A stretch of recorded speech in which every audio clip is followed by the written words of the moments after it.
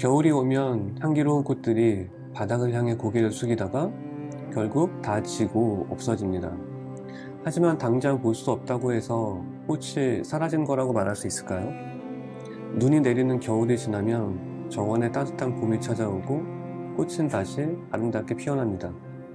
차가운 바람이 불어올 때마다 꽃은 자신이 사라질 거라는 절망보다는 더 향기롭게 피어날 수 있다는 희망의 언어를 마음속에 씨앗처럼 곱게 심습니다. 어떤 절망적인 상황에서도 꽃처럼 다시 피어나려면 희망의 정원 여기저기에 긍정의 언어를 많이 심어야 합니다. 무언가 잘 되지 않을 것 같을 때 반드시 희망의 정원에 도착할 수 있다는 믿음을 마음에 품고 있어야 두려움을 딛고 희망을 찾아서 달릴 수 있습니다. 봄, 여름, 가을, 그리고 겨울. 계절은 제자리에 머물러 있지 않고 끝없이 서로의 자리를 바꾸죠. 우리가 마음에 품은 감정도 마찬가지입니다. 하나의 감정으로만 평생을 살 수는 없죠. 너무 힘든 날에는 희망을 부르는 주문을 외워보세요. 희망은 자신을 믿는 사람의 편이다. 그리고 나는 나를 믿는다. 다른 사람이 너의 가능성을 의심하며 온갖 나쁜 말을 한다 해도 그 말에 잠시라도 흔들리지 마. 너에게 가장 소중한 건 너의 가능성이야. 희망의 정원에서 행복하게 살고 싶다면 누가 뭐라고 해도 자신의 가능성을 믿어야 해. 집안 분위기가 아이의 성장을 결정한다. 부부가 차분하게 책을 읽는 모습을 보며 자란 아이는 책을 친근하게 여겨서 빠르게 독서를 시작한다. 어릴 때부터 책이 엄마 아빠를 차분하게 우아하게 만드는 것을 목격했기 때문에 그 좋은 것을 굳이 외면하지 않는다. 또한 부부가 서로에게 다정하게 말하는 모습을 보며 자란 아이는 다정한 말이 언어의 기본값이 된다. 다른 가정에서는 다정한 말이 익숙하지 않아서 낯설게 느껴지지만 다정한 가정에서 자란 아이는 반대로 비난과 명령으로만 가득한 말이 익숙하지 않아서 낯설게 느껴진다. 부부의 언어가 결국 집안 분위기를 결정하고 그 집에서 사는 아이의 모든 성장까지 결정한다. 이게 바로 우리가 모든 부모가 독서와 필사를 통해서 자신의 어휘력을 성장시켜야 하는 이유다. 기쁘다, 즐겁다 라는 단어 감정 언어가 있어요. 여러분도 한번 생각해 보세요. 기쁘다와 즐겁다가 뭐가 어떤 차이가 있고 어떤 공통점이 있을지 생각해 보시면서 한번 들어보세요. 무슨 일이든 긍정적인 마음을 하는 사람은 이길 수 없습니다. 당연히 아이가 가진 가장 큰 경쟁력은 어떤 일이 주어져도 긍정적으로 임하는 마음가짐에 있겠죠. 독서, 공부, 글쓰기 등 아이의 삶에 꼭 필요한 것들은 웃으며 하는 아이의 모습을 상상해 보세요. 상상만으로도 부모의 마음은 한없이 행복해집니다. 그런 아이로 키우고 싶다면 이 글을 집중해서 읽어주세요. 이번 단어의 핵심은 감정을 느끼는 길이에 있습니다. 기쁘다라는 말은 되게 순간적인 감정을 표현할 때 사용합니다. 그래서 주로 정신적인 상태나 심리를 나타낼 때 말하죠. 하지만 즐겁다는 말은 지속적으로 이루어지는 감정의 상태를 말합니다. 외적인 경험이나 자극을 표현할 때 주로 사용하죠. 순간적으로 느끼고 지나가는 감정과 시간을 두고 천천히 느끼는 감정이 서로 다르다는 사실을 아이에게 알려주려면 이 단어를 구분해서 사용할 수 있어야 합니다. 기쁨이 점이라면 즐기는 건 선입니다. 일상에서 기쁨이라는 점을 자주 찍은 아이는 즐겨야만 할 수 있는 선을 그을 수 있죠. 길에서 우연히 아는 친구를 만났을 때 우리는 즐겁다가 아닌 기쁘다라는 말을 선택해서 이렇게 말합니다. 길에서 우연히 만나니 기쁘다. 순간적인 정신이나 심리 상태를 표현할 때는 이렇게 기쁘다는 말을 사용하죠. 하지만 그 친구와 함께 여행을 떠나면 이야기가 달라집니다. 여행 도중에 서로에게 느낌을 물을 때 이렇게 즐겁다라는 말로 대화를 하게 되죠. 네 덕분에 이번 여행이 더 즐겁다. 이처럼 즐겁다는 말은 외적인 경험이나 지속적인 자극을 표현할 때 사용합니다. 기쁨이라는 수많은 점이 모이면 즐거움이라는 선이 됩니다. 친한 친구를 길에서 우연히 만나면 기쁘지. 친구와 함께 놀이터에서 해가 질 때까지 놀면 얼마나 즐거울까? 이번 겨울에는 어디로 여행을 가면 더 즐거울까? 그날을 기다리는 이 순간이 참 기쁘다. 매일 배움의 기쁨을 오랫동안 경험한 사람은 즐겁게 공부하고 독서하는 방법을 스스로 터득하게 돼. 여행을 가면 얼마나 즐거울까? 그걸 기다리는 지금 이 순간이 기쁘다.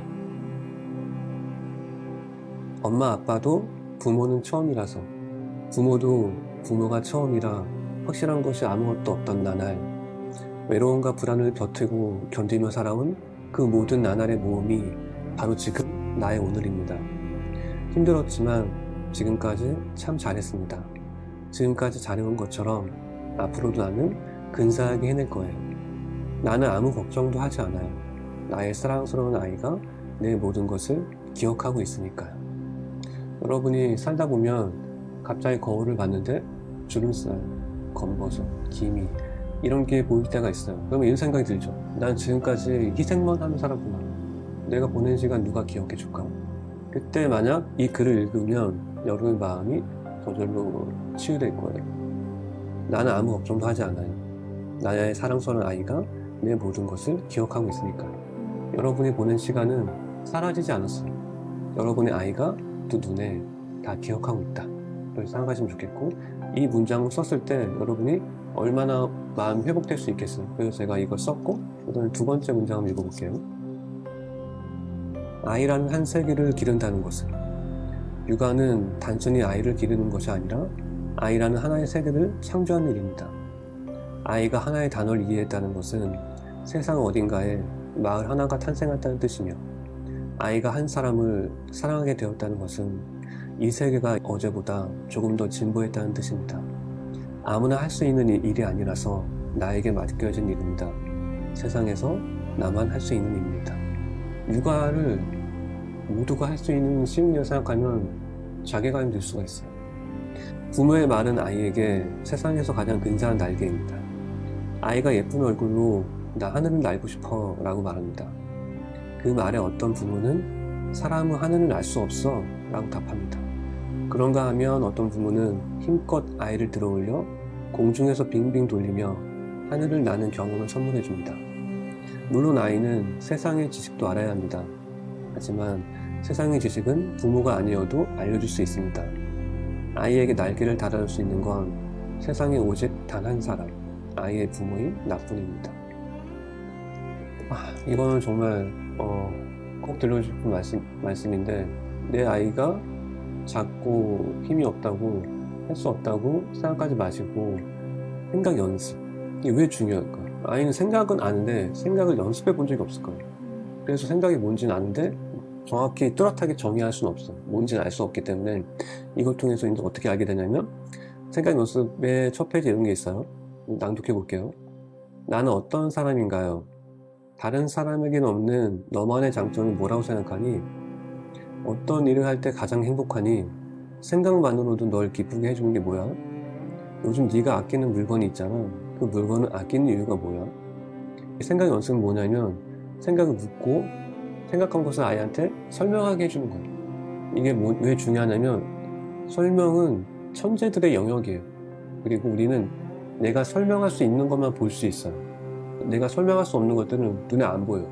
내 눈에 보인다는 것은 설명할 수 있는 거죠. 이런 게 있죠. 우리는 아는 만큼 볼 수 있다. 하지만 본 만큼 알 수 있다. 그래서 아이들한테 본 만큼 알 수 있게, 아는 만큼 볼 수 있고 본 만큼 또 알 수 있고, 24시간 내내 아이의 생각을 자극해서, 긍정적으로 자극해서 더 많은 지식을 쌓을 수 있게 만드는 말이 이 생각 연습 안에 있어요. 그래서 이게 중요해요. 이 생각 연습, 이거 제 낭독했고 오른쪽에 페이지에 뭐가 있냐면, 이렇게 읽어볼게요. 소중한 나에게 이런 말 들려주면 더욱 용기가 샘솟을 거예요. 다른 사람은 없지만 나에게는 있는 나만의 장점은 뭐뭐뭐입니다. 이렇게 브랭크가 있어요. 이 브랭크를 아이가 채우기 위해서 생각을 하면서 더 나은 생각을 할 수 있게 되겠죠. 이 생각 연습이 그래서 중요한데, 이게 어떤 텍스트를 기준으로 나왔냐면 1번을 제가 한번 낭독해 볼게요. 1번이 뭐냐면, 나는 참 괜찮은 사람이에요. 좋은 일은 항상 있어요. 오늘도 어떤 좋은 일이 생길지 기대하고 있어요. 나는 참 괜찮은 사람이에요. 언제나 주변 사람들을 배려하거든요.